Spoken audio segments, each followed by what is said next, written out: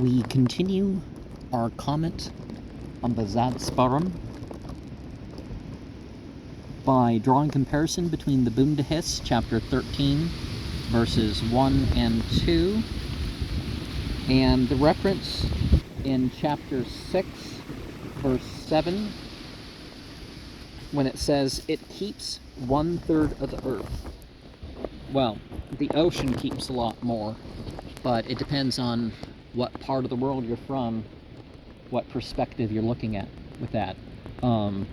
Those Pacific Islanders, if they said something about this, they tend to say something, or you would think they would tend to say something that would over-exaggerate the amount of ocean versus amount of land. And when in verse 8, which is 1900 long leagues, Parasang e Akarik, each league being about 20,000 feet. Bundahis 13 verse 2 has 1700. But as neither number is a multiple of 40 in round numbers, it is probable that both are wrong, and that we ought to read 1600. Or the term could have been defined differently by different areas. And after the noxious creatures died, Bundahis chapter 7 verses 7 to 4 is paraphrased in 9 to 14 here.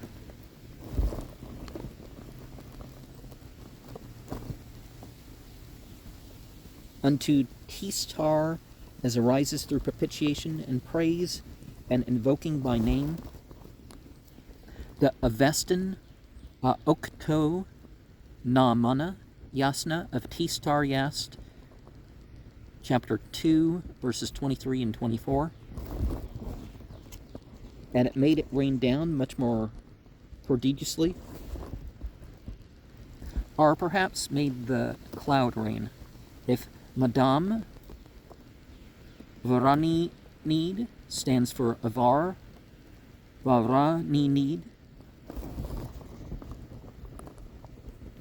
10 days and nights there was rain and it's darting, reading Partav instead of the manuscript Patutav, powerful fury.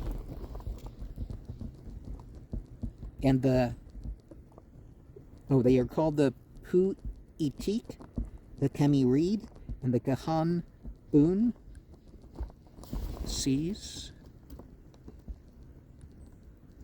This is a variant of the Sahibun or Gahibun of Bundahis 13 verses 7 and 15. The other two names differ but little from those given in the Bundahis chapter 13 in the manuscript.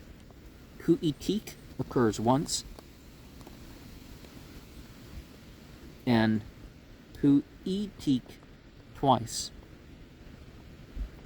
So the elongation of the U only once, which is a flow and ebb. Compare verses 15 to 18 with Bundahis 13, 8 to 14.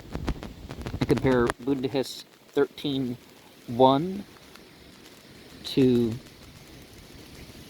the wide-formed ocean stands forth on the south side as to Alburz.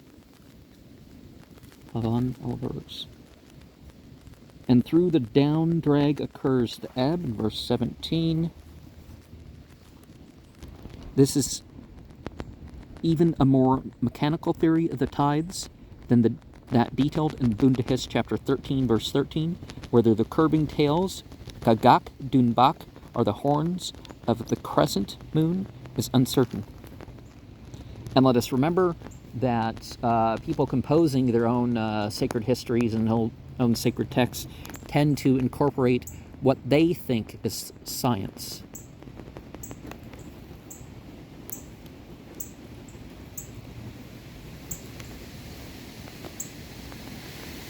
With a mighty high wind, by an accidental transposition of the letters of the manuscript, has Ataro, fire, instead of Avato, wind. Well, who knows? They could have meant with a mighty high fire.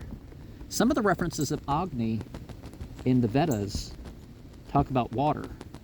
It's like fire and water. Are they talking about like see, obsidian could be sacred in a way that could be implied by that, right? Because if lava hits water. Besides these four, the ocean and the three principal seas, there are the small seas, said to be 23 in number in the Bund Hiss, 13:6. And of course, rendering the topography sacred. Bund Hiss 7, verse 15 and 16, 20, verse 1, mentions these two rivers, which were the Arvand, that is the Diglit. This appears to be a latter identification of the Arang, or Arang River of Bund Hiss 20 with the Tigris, under its name Arvand, which is also found in the Bahmanyast, chapter 3, verse 21 and 38, and the Afrin of the seven Ameshaspens, verse 9. The Bund Hiss 20, verse 8, seems to connect the Araxes, with the Oxus and Nile, and describes the Diglat, or Tigris, as a distinct river. Bund Hiss 20, verse 12.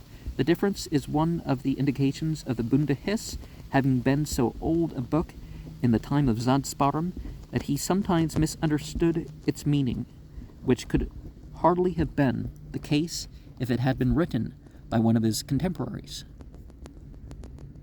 Well, Ezra wasn't supposed to write the first version of Tanakh, and we see historically, manuscript-wise, that is true. There were some changes beyond the rows and columns and numbers of letters being the same about 2,000 years ago, so, before about 2,000 years ago. And before Ezra, there was some differences that we see. So just because somebody wrote down one of the manuscripts, whether they were an editor or whether they were just literally just trying to record it as they had it. As the Persian Empire has several times included part of Egypt, the Nile must have been well known to the Persians as the great western river of their world.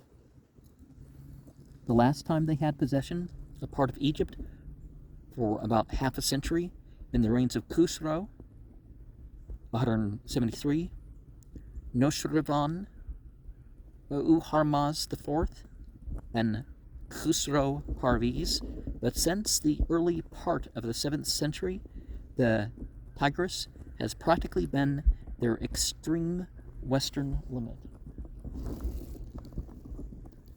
Hence the change of the old Arag, or Arang, and of the very similarity written by Arvand, a name of the Tigris.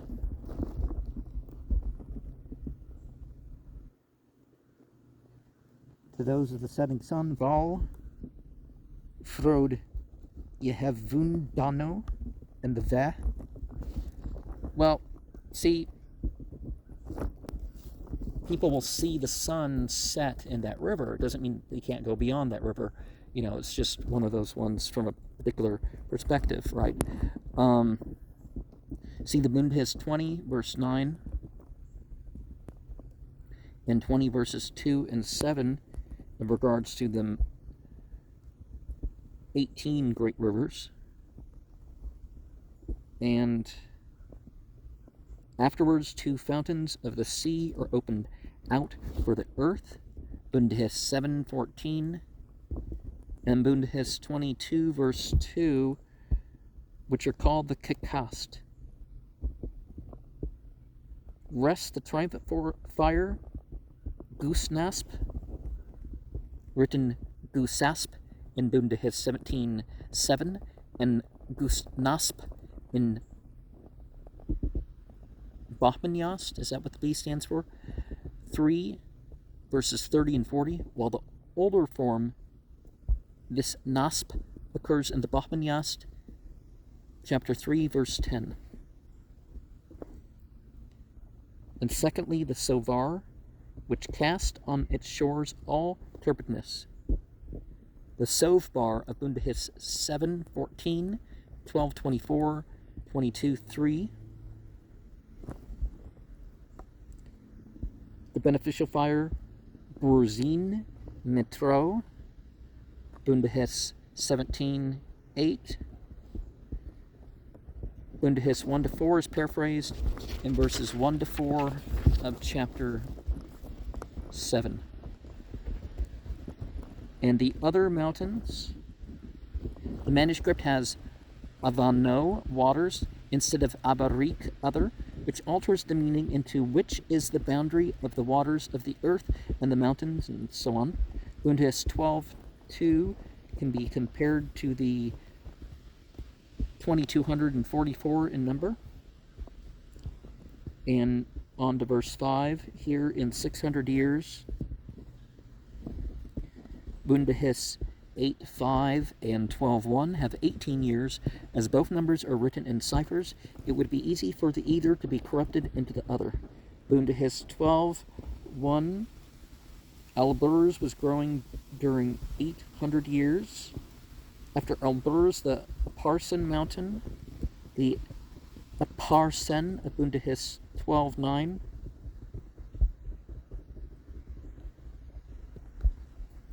As it is also called the Avar Royisin, written Apu Royisin, as if it were an Arabic hybrid meaning father of growth.